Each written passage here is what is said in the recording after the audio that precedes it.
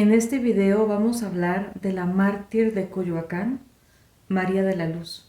Su historia no es tan conocida, sin embargo para mí es importante mostrarles para que sea también ejemplo de valentía en los jóvenes y también conocer esta historia que no debemos dejar en el pasado, sino recordar y tener muy presente la historia que también ha acontecido en nuestro país por la persecución religiosa que hemos tenido. A María de la Luz le va a tocar vivir una época, la época más terrible y sanguinaria después de los arreglos de la Cristiada. En 1932 se viene a recrudecer toda esta persecución, solamente se tiene un respiro en los años de 1929 a 1931. En 1932 viene una persecución religiosa muy fuerte. Lo hacían todos muy a escondidas para que no se supiera que realmente había una persecución religiosa, pero lo había. Lo había porque no permitían que en las casas particulares se enseñara la religión. Nuevamente querían cerrar las iglesias. Y había un grupo, sobre todo, que se llamaban camisas rojas, que estaban prácticamente dirigidos por el gobernador de Tabasco, Garrido Canábal, que era un fuerte impulsador contra la iglesia y se jalaba mucho a los jóvenes.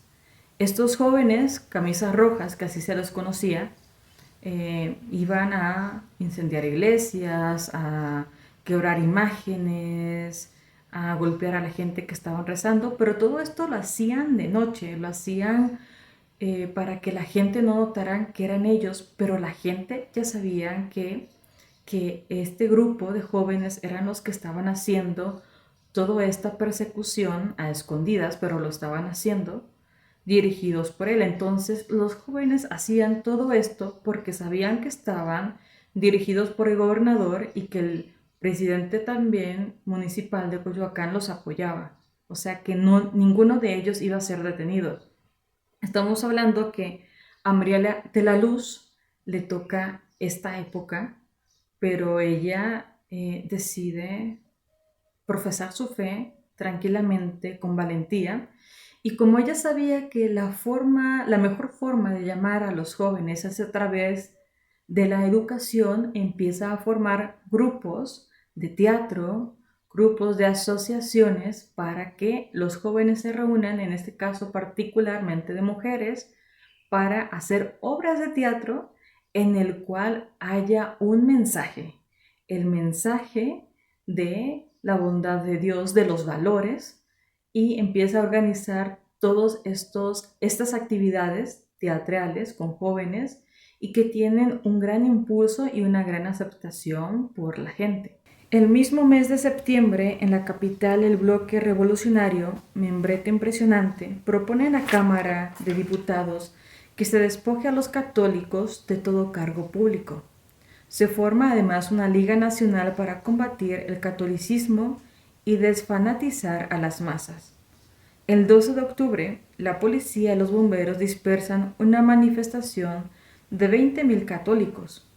Un grupo de revolucionarios de Tamaulipas irrumpe con violencia la Cámara de Diputados el 6 de noviembre para exigir, nada menos, que todos los obispos y sacerdotes del país sean asesinados. En este ambiente de Garrido Canábal y sus camisas rojas, lo que hacían eran atemorizar a la gente.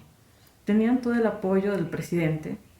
Es más, estaban haciendo todo tipo de folletos de la Virgen, del Sagrado Corazón de Jesús, que dejaban tirados en la calle, que dejaban tirados en las oficinas para que al entrar los diputados que eran católicos, a fuerza tenían que pisarlas, no las podían levantar.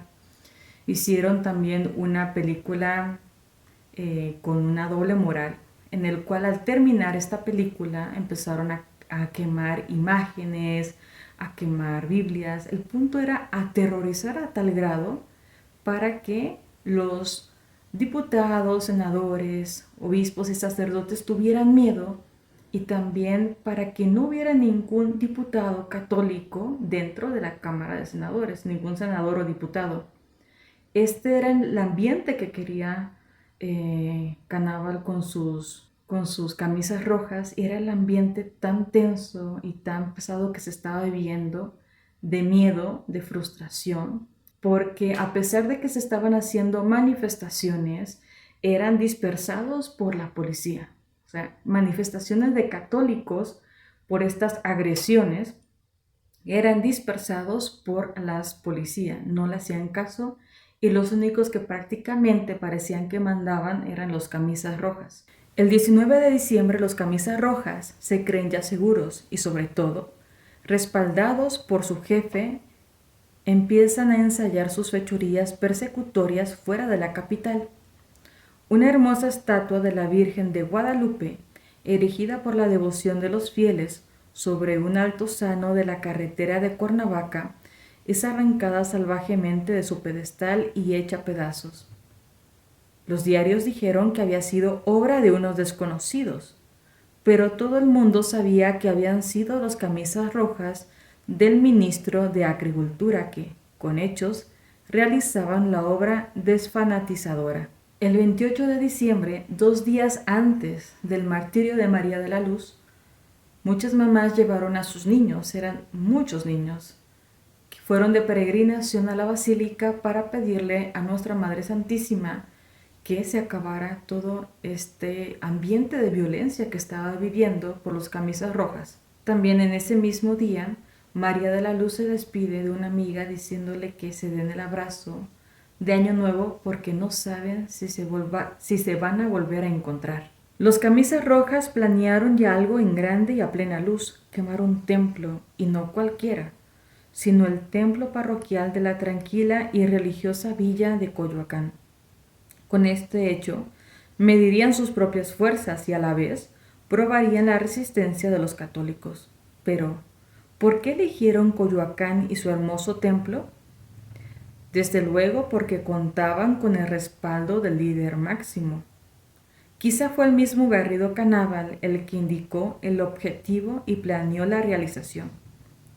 Otra razón muy importante fue que quien mandaba en Coyoacán era Homero Margali, que les garantizaba protección e impunidad. Por lo demás, había que asestar un buen golpe a los católicos para amedrentarlos y les pareció que Coyoacán era el mejor sitio. El domingo 30 de diciembre a las 9 de la mañana, la gente empezó a ver cómo muchos jóvenes se estaban reuniendo en la Cruz de la Misión, que está a unos metros del templo de San Juan Bautista. Veían qué ropa estaban vistiendo y qué indumentarias. Veían que muchos jóvenes estaban con pistolas y ya sabían que eran los camisas rojas. La gente se alarmó. Estos jóvenes ya venían muy encendidos y muy furiosos. Ya el alcalde de Coyoacán, Margali, les había dado licor para que ellos estuvieran más agresivos y para que hicieran lo que tenían que hacer, que era entrar y profanar el templo de San Juan Bautista. Para asegurar el éxito, eligen la misa de las 10 de la mañana, que es la de los niños, a la que acude poca gente grande y pocos hombres. Pronto aquellos mozalbetes, que apenas si llegan a los 20 años, empezaron a insultar a Cristo, a la Virgen Santísima, al Papa. Uno de los oradores improvisados describe el siniestro plan destructor. El movimiento liberador de Tabasco debe exterminar a todos los tonsurados. Debe destruir la religión quemando las imágenes y los templos. Contamos con el apoyo del gobierno que ve nuestro movimiento con mucha simpatía y está listo a secundarnos. El presidente de la República no podrá detenernos, porque quien manda en México es Garrido. La gente, al escuchar todas estas cosas que los jóvenes estaban diciendo, rápidamente se dieron cuenta que los jóvenes, los camisas rojas, entrarían al templo de San Juan Bautista para profanarla. Algunos estaban semiocultos, otros traían botes con gasolina, pistolas, ya estaban algunos alcoholizados, estaban muy furiosos, gritando muchas cosas contra la iglesia, y se hizo todo un escándalo que llegó a oídos de María de la Luz. De hecho, fue su hermana la que le avisó todo lo que estaba pasando en ese momento a unos metros del templo. María de la Luz se encuentra en su casa. La noticia le hace reflexionar por unos momentos, pero luego se decide. Ve el reloj. Es la hora de la misa de los niños, del catecismo de sus niños, pues muchos de ellos han participado de sus enseñanzas. Cabe mencionar que donde quería pasar los camisas rojas era en la misa de los niños y María de la Luz era catequista. Sabía que había muchos niños que eran sus niños que los habían enseñado el catecismo, que estaban ahí, y también después va a descubrir que algunos de los que pertenecían a los camisas rojas también habían sido sus niños del catecismo. María de la Luz se encuentra en su casa. La noticia le hace reflexionar por unos momentos, pero luego se decide. No duda más. Debemos defender la iglesia, le dice resuelta a su hermana Lupita. Prepárate, voy a cambiarme y me acompañas. Su corazón presiente que la hora es decisiva y que el divino esposo, Cristo Rey, puede llevársela. Se pone su mejor vestido, el de seda verde, con ancho cuello blanco. Al presentarse a su hermana, esta admirada le pregunta, ¿por qué te pones tan guapa? Cuando se trata de defender a Cristo Rey, responde, conviene ponerse el mejor vestido. También hay que decir que ella ya estaba preparada para el martirio, su corazón, porque ella le había escrito una carta a su papá diciéndole que su corazón es totalmente de Cristo y que quiere ser monja carmelita, que sabe que en ese momento por la dote no puede entrar, pero que ella va a trabajar para poder ingresar pronto a un monasterio de carmelitas. Entonces su corazón ya está totalmente entregado al Señor y sin miedo, sin ningún miedo, va corriendo al templo de San Juan Bautista donde está pasando todas estas cosas. Y deprisa recorren las calles que la separan de la iglesia. Al llegar al parque, claramente oyen las voces insultantes de los rojinegros. Uno de ellos las alcanza y les espeta estas palabras. No os gloriéis mucho de ser católicas. Esta mañana vais a ver cosas terribles.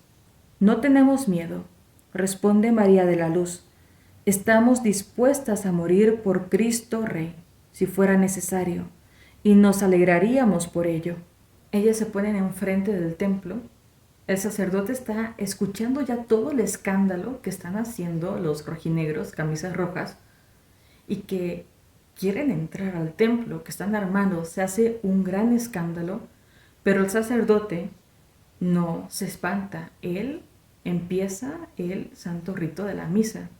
Se está escuchando mucha bulla, muchos gritos, muchos insultos de estos jóvenes ante las personas que están adentro, ante el sacerdote, pero María de la Luz junto con su hermana y otras personas que también se animan, se ponen enfrente del templo para no permitir que estos jóvenes entren y profanen la iglesia.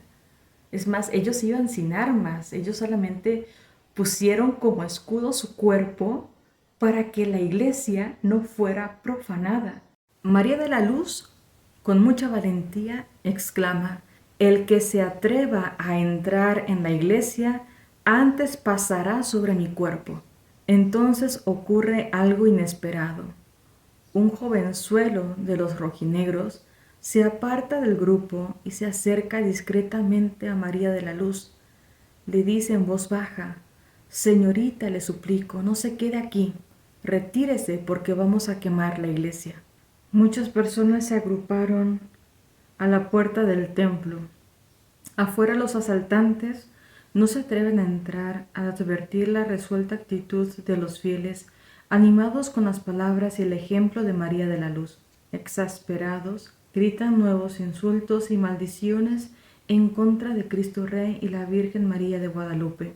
Las blasfemias y maldiciones de la hueste rojinegra de Garrido eran contrarrestadas por los gritos resueltos de los católicos. ¡Viva Cristo Rey! ¡Viva la Virgen de Guadalupe! ¡Viva la religión católica! ¡Viva el Papa! La voz que sobresalía valiente y vibrante era de María de la Luz. Ante esta resistencia inesperada, El jefe rojinegro decide cambiar de táctica. Hay que atacar matando. Y vino el frito que era orden y contraseña. ¡Viva la revolución! Las pistolas comienzan a funcionar. Ya antes de que se diera la orden de ataque, varios camisas rojas habían apuntado con sus revólveres a María de la Luz para amedrentarla, pero ella, aunque sintió miedo, no retrocedió ni se ocultó, y continuó gritando con toda el alma. Era lógico que los primeros disparos fueran para ella. Una bala atravesó su pecho virginal y le impidió terminar el grito, cuya última palabra se ahogó en su garganta. ¡Viva Cristo! Su precioso cuerpo se desplomó blandamente entre los brazos de su valiente hermana Guadalupe, quien no se apartó de ella ni un solo momento. Siguióse la balacera y una gran confusión. Además de María de la Luz, otras 4 personas cayeron heridas de muerte. El mendigo Tullido, 2 terciarios franciscanos, Ángel Calderón, comerciante de origen español, Inés Mendoza y otro joven más. Se dice que también murieron varios niños, pero fueron rápidamente recogidos y ocultados por sus madres con el fin de evitar la odiosa autopsia. Los cobardes agresores habían visto frustrada su intención de profanar el templo. Ya habían descargado todas sus armas, ya no tenían municiones, pero la gente seguía llegando al templo para ponerse enfrente de la puerta y no permitir que estas personas entraran. ¿Y a qué se debió el fracaso? Desde luego a Dios, pero también Dios utilizó y nos utiliza como herramientas para llevar a cabo su plan de salvación. En este caso, María de la Luz fue una herramienta que Dios ocupó para no permitir que estos jóvenes entraran y mataran y profanaran el templo. Unas 2000 personas desfilaron aquella noche, que era la última de 1934. Muchos se arrodillaban para orar, otros tocaban objetos piadosos al cuerpo de la mártir. De manera especial acudieron terciarios y terciarios franciscanos, también sus antiguas compañeras de la Acción Católica. Pero la visita más delicada y conmovedora fue la de los niños. Muchos lloraban al contemplar muerta a su antigua y bondadosa catequista, que les había enseñado los principios y verdades de nuestra santa religión, amar a Dios y a la Virgen Santísima. Miles de personas de la capital y de los lugares circunvecinos habían acudido para unirse a sus hermanos católicos de Coyoacán para celebrar el triunfo, la apoteosis de María de la Luz Camacho, porque eso fue todo el trayecto, desde la casa de la familia hasta el panteón municipal de Joco. El repique de las campanas anunció la partida del cortejo. 100 niños vestidos de blanco y con las palmas en la mano precedían el ataúd blanco de María de la Luz, llevado en hombros por su propio padre y jóvenes de la Acción Católica. Millares de flores blancas sostenidas por las manos de una multitud de 30,000 personas de todas las clases sociales la acompañaban. Perdida entre la multitud, caminaba a pie doña Carmen Romero Rubio, la viuda de don Porfirio Díaz. El padre Torres dirá estas palabras: era la satisfacción de la que en su corta vida dejaba una estela de virtudes y ejemplos luminosos que continuarán alumbrando a las almas buenas, a las almas grandes que, como la suya, no se intimidan con el sacrificio. Cuando vengan a la Ciudad de México, o si son de la Ciudad de México, no se olviden de visitar el templo de San Juan Bautista, porque allí están los restos de María de la Luz Camacho. A la lado izquierda, a la entrada del templo, encontrarán los restos de esta joven mártir que dio su vida por Jesús hasta el martirio. Es un gran ejemplo de virtudes, de vida, de valentía entre los jóvenes, y yo siento que su recuerdo, lo que hizo de verdad, no se debe olvidar. Hay muchas personas que si le preguntas quién fue María de la Luz Camacho, que visitan el templo no saben su historia, no saben lo que esta joven hizo. Yo creo que esta joven, que es sierva de Dios, y está como sierva de Dios, hay que darle a conocer, hay que darle a conocer, que se sepa la historia, no olvidemos la historia, no olvidemos lo que pasó y no olvidemos que esta joven fue tan valiente para dar su vida hasta la muerte. El libro, si quieren conocer más de ella, que es un libro hermosísimo, se llama La mártir de Coyoacán, que fue escrito por el sacerdote jesuita José Macías. En este libro van a encontrar más hechos de lo que yo les acabo de narrar en este video. Así que no dejemos que su historia se vaya al olvido, compartamos este video, leamos este libro de La mártir de Coyoacán.